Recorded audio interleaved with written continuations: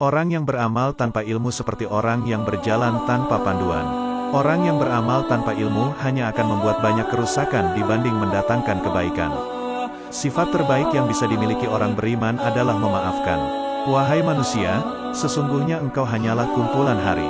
Sehari darimu pergi, satu bagian dari dirimu pun mengiringi. Barang siapa tidak memiliki adab, tata krama, maka ia tidak berilmu. Barang siapa yang tidak memiliki kesabaran berarti ia tidak memiliki agama.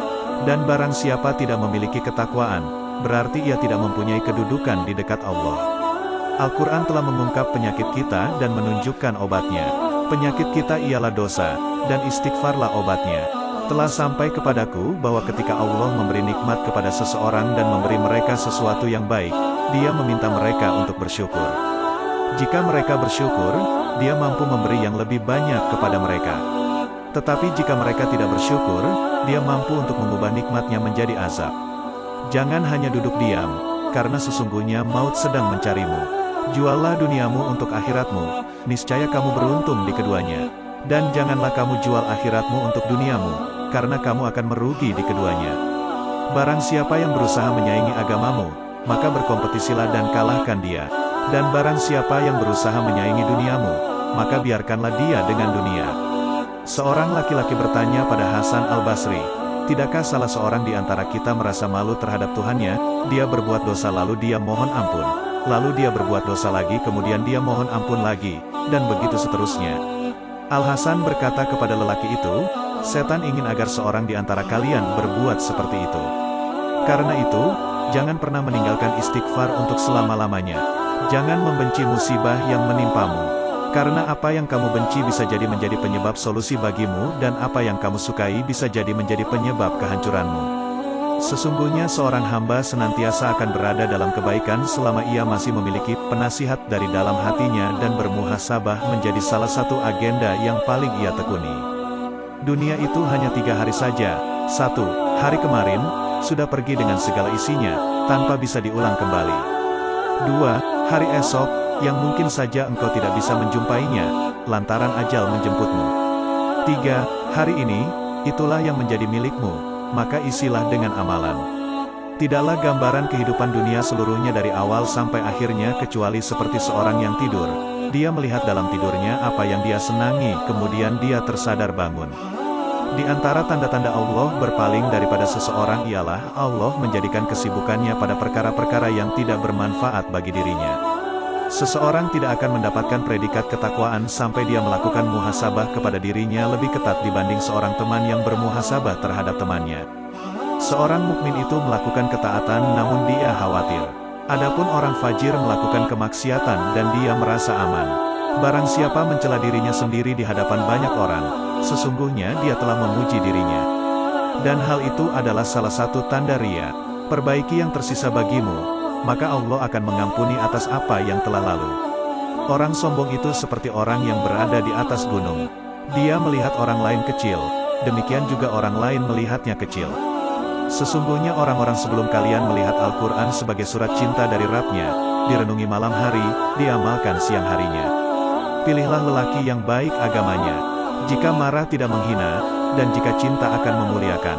Sesungguhnya jika Allah langsung menghukum semua makhluk yang berdosa dengan memutus rezekinya, niscaya semua manusia di bumi ini sudah habis binasa. Siapa yang tidak menjaga lisannya, maka ia tidak bisa memahami agamanya. Engkau mengejar dunia dan segala kenikmatannya. Padahal dunia adalah hukuman bagi Nabi Adam. Seandainya perkataan setiap orang itu jujur dan amalannya baik, ia bisa saja menjadi orang yang merugi. Orang-orang berkata, bagaimana bisa merugi?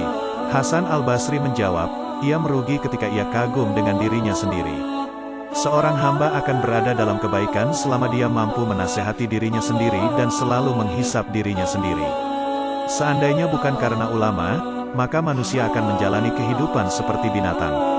Aku membaca ada 90 ayat dalam Al-Quran yang mengajarkan bahwa Allah yang menakdirkan rezeki, dan Dia yang menanggung rezeki semua makhluknya. Sementara aku membaca satu ayat mengatakan, setan menjanjikan kefakiran untuk kalian. Akan tetapi, mengapa kita masih ragu dengan firman Allah yang maha benar di 90 ayat, dan kita membenarkan ucapan setan sang pendusta yang hanya ada di satu ayat? Jauhi olehmu, nanti, karena kamu sedang berada di hari ini, bukan di hari esok.